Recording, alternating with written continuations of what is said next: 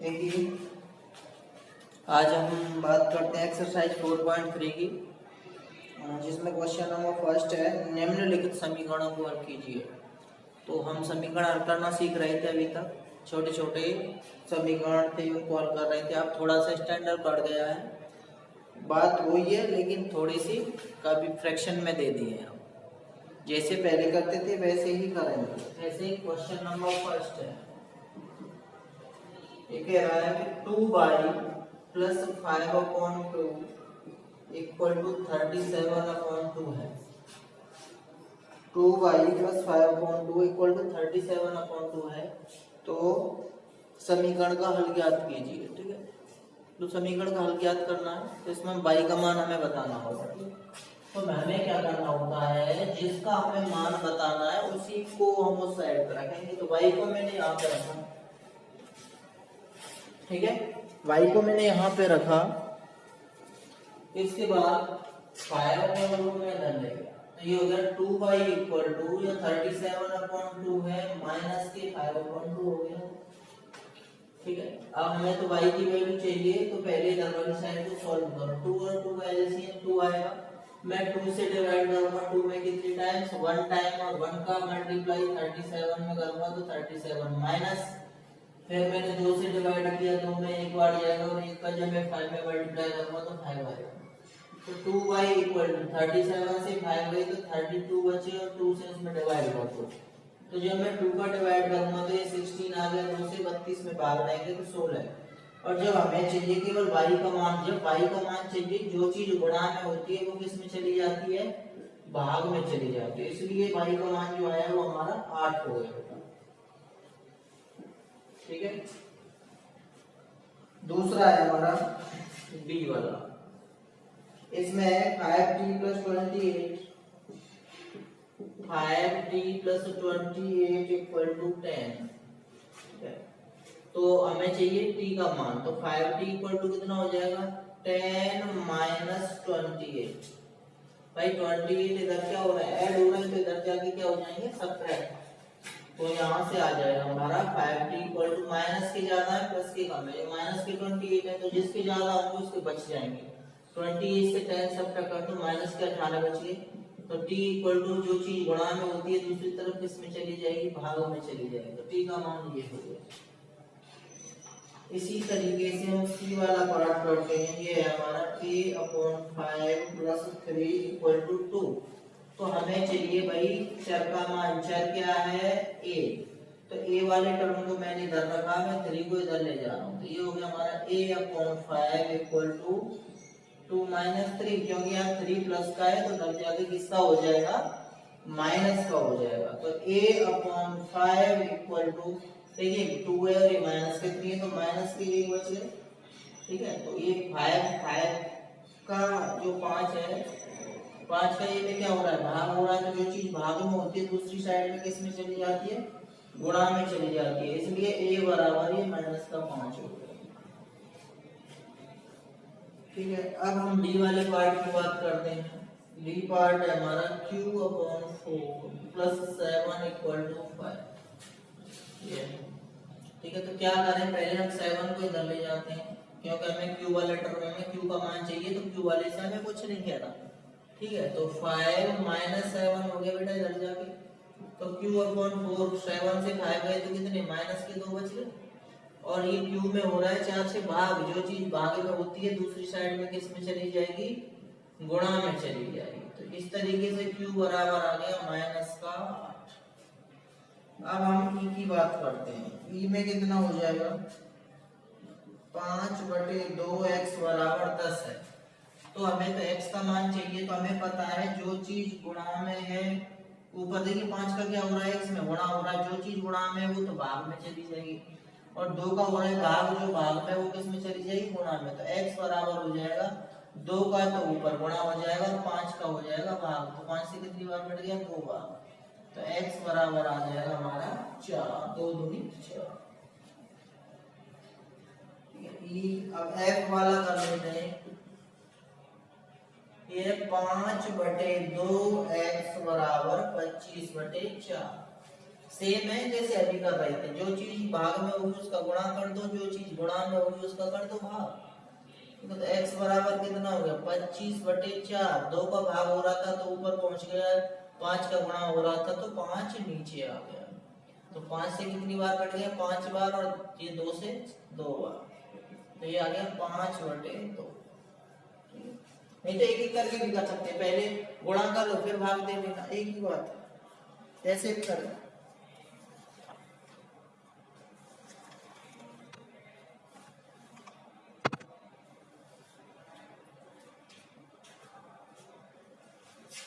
जी वाला पार्ट देखते हैं। ये कह रहा है 7m प्लस 19/2 इक्वल टू 13। तो 7m प्लस 19/2 इक्वल टू 13 है, तो हमें m का मान चाहिए, क्या का मान क्या होगा, तो जो चीज जुड़ी हुई है पहले से उधर जाके घटा दो। 7m 13 माइनस 19/2, 7m 13 के नीचे कुछ नहीं है तो एक मान लेंगे, एक और 2 का एलसीएम लेंगे तो 2 ही आएगा। जब मैं 1 का भाग 2 में दूंगा तो 2 बार जाएगा, और 2 का गुणा 3 में करूंगा तो 26 हो जाएगा। इसी 2 का भाग 2 में 1 बार जाएगा, 1 का गुणा 19 में करूंगा तो 19 ही आएगा। तो 7m इक्वल टू 26 में से 19 गए तो कितने बचे 7। ठीक है, अब 7 का क्या हो रहा है इधर गुणा हो रहा है में, तो किधर किस में चला जाएगा भाग में, तो 7/2 गुणा 7, 7 से 7 कट गया, m बराबर 1/2 आ गया। ठीक है, अब h वाला पार्ट देखते हैं। h है हमारा 6z प्लस 10 इक्वल टू -2। ठीक है, तो 10 को इधर ले जाओ बेटा पहले, तो 6z इक्वल टू हो गया -2 और माइनस के 10। अब 6z इक्वल टू माइनस के 2 माइनस के 10 कितने हो गए -12, और z का और 6 का हो रहा है गुणा, तो जो चीज होगी गुणा में उसे भाग में दे देंगे, तो -12/6, तो z बराबर आ गया जी -12। ठीक है, आई वाला पार्ट देखते हैं। ये है 3/2 l इक्वल टू 2/3। तो मैंने कहा है या तो एक साथ कर लो, चलो मैं अगली बार अलग अलग करता हूँ। हमें चाहिए l का मान, तो यहाँ पे पहले l ही रहना चाहिए। इसका मतलब जो चीज पहले गुणा में है उसे कहाँ पे ले जाऊंगा भाग में, और जो भाग में वो चली जाएगी गुणा में। तो मैं पहले नीचे वाले को खत्म कर रहा हूँ, 2 का गुणा कर दिया मैंने इधर, तो 3l बराबर हो गया 4/3। अब हमें तो चाहिए l का मान, ये 3 तो नहीं चाहिए, तो 3 का हो रहा है गुणा, तो ये चला जाएगा भाग में, 4/3 गुणा 3, एक 3 तो पहले से ही था ना, दूसरा 3 और आ गया, तो कितना हो गया 4/9 हो गया। ठीक है,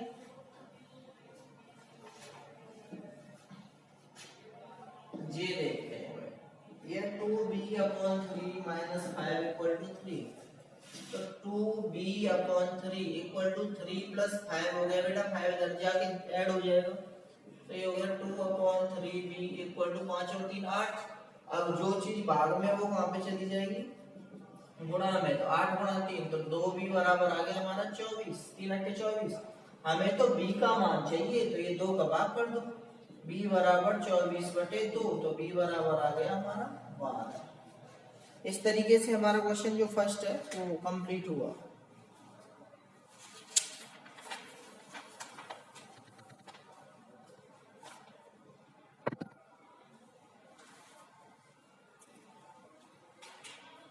देखिए क्वेश्चन नंबर 2 देखते हैं। कह रहा है निम्नलिखित समीकरणों को हल कीजिए, जो कि पहला क्वेश्चन है तुम्हारा ए वाला, ये 2x + 4 = 12। तो बेटा देखो, जब कोष्टक के और किसी संख्या के बीच में कोष्टक लगा हुआ है, कोष्टक के और इसके बीच में जब कोई निशान नहीं हो तो गुणा का माना जाता है। तो हमें पता है जो चीज गुणा में होगी पहले हम उसे भेज देंगे भाग में, तो x + 4 बराबर हो जाएगा 12/2, 2 से कट गया 6 बार, तो x + 4 बराबर 6 हो गया, तो x बराबर हो गया 6 - 4, तो x बराबर आ गया जी हमारा 2, आंसर हो गया। ठीक है, ऐसे ही हमारा बी वाला पार्ट हो जाएगा 3n - 5 = 21 है। नहीं तो आप इसका 2 का गुणा भी कर सकते हैं पहले, जरूरी नहीं है कि आप इसका भाग दें, पहले तो कोष्टक के बाहर जब कोई निशान नहीं तो गुणा में, या तो उसे भाग में दे दो या गुणा कर दो, 2 का x में करेंगे 2x, 2 का 4 में करेंगे 8, फिर जैसे करते थे वैसे कर लेंगे। चलो मैं ऐसे करता हूँ, ऐसे मान लीजिए मैं इसे 21 में 3 का भाग नहीं दे रहा हूँ, तो 3 का गुणा कर रहा हूँ, कितना हो गया 3 है, 3 का 5 में करो, 3 पंजे 15, ठीक है। अब हमें तो n की वैल्यू चाहिए, तो 15 तो नहीं चाहिए, तो 15 को उधर भेज दो, 3n इक्वल टू 21 प्लस के 15 हो गए ना उधर जाके, हाँ तो 3n कितना हो गया, ये तो 36 हो गया। हमें तो n चाहिए, 3 तो नहीं चाहिए था, तो इसका मतलब 3 का क्या करना पड़ेगा, हमें भाग देना पड़ेगा, तो ये 12 आ गया। या तो आप 3 का भाग पहले दे दो, 21 में 7 आ जाता, फिर ऐसे इधर ले जाते 12 हो जाता, नहीं तो ऐसे करके पहले भाग दे दिया, नहीं तो ऐसे कर लो, मल्टीप्लाई कर लो, एक ही बात है, आंसर एक ही आएगा। अब सी वाला देखते हैं, 3n minus 5 equal to minus 50, जैसे चाहे वैसे कर सकते हैं, नहीं तो कोष्टक में और इसमें कोई निशान नहीं है बीच में, तो वो भाग दे दो पहले, तो ये हो गया n माइनस 5 बराबर माइनस 21 बटे 3, 3 से कितनी बार कट गए, 7 बार, तो n माइनस 5 बराबर माइनस के 7 हो गए। हमें तो n चाहिए, 5 तो नहीं चाहिए, 5 को इधर पहुंचा दो, तो इधर माइनस का है तो इधर किसका हो गया, प्लस का 5 हो गया, ये तो भाई माइनस के ज्यादा पड़ गई, कितने ज्यादा पड़ गए, 2 ज्यादा पड़ गए, 7 में से 5 घटा दिया, 2 किसके, माइनस के, ठीक है। डी वाला पार्ट देखते हैं, ये है माइनस के 4 2 प्लस एक्स इक्वल टू 8, देखिए 4 का हो रहा है बेटा मल्टीप्लाई कर दो डिवाइड, तो ये हो गया 2 प्लस एक्स, बाहर माइनस है माइनस रख दिया, 8 बटे 4, 4 से कितनी बार कट गया, 2 बार, तो ये हो गया माइनस के 2 प्लस एक्स बराबर 2, इस माइनस को इधर पहुंचा दो बेटा, तो ये माइनस 1 का हम कहते हैं भाग दे दिया, ये माइनस का 2 हो गया, ठीक है। नहीं तो एक काम कर सकते हैं आप, माइनस का अंदर मल्टीप्लाई कर लो, माइनस के 2 माइनस के 2 एक्स, माइनस के एक्स हो गए, ब्रैकेट के बाहर माइनस है तो अंदर वाले साइन चेंज हो जाएंगे, माइनस का 2 और माइनस का एक्स 2 हो गया, 2 को इधर ले जाओ, तो माइनस का एक्स बराबर 2 प्लस 2 हो गए, तो माइनस के एक्स बराबर कितना हो गया 4, तो एक्स बराबर कितना हो गया माइनस 4 हो गया, माइनस इधर हो गया, नेगेटिव वैल्यू आ जाएगी। ऐसे ही हम ई वाले पार्ट को देखें तो 4 2 माइनस एक्स इक्वल टू 8 है, तो 4 को डिवाइड कर दो, 2 minus x equal to 8 upon 4 कितना आ गया बेटा, 2 माइनस एक्स इक्वल टू आ गया 2, 2 को इधर ले जाओ, minus x equal to 2 minus 2, तो minus x equal to 0, negative x क्या होगा, नहीं तो डिवाइड कर दो, एक्स इक्वल टू कितना हो गया 0 ही होगा। तो इस तरीके से हमारे दोनों क्वेश्चन कंप्लीट हो गए।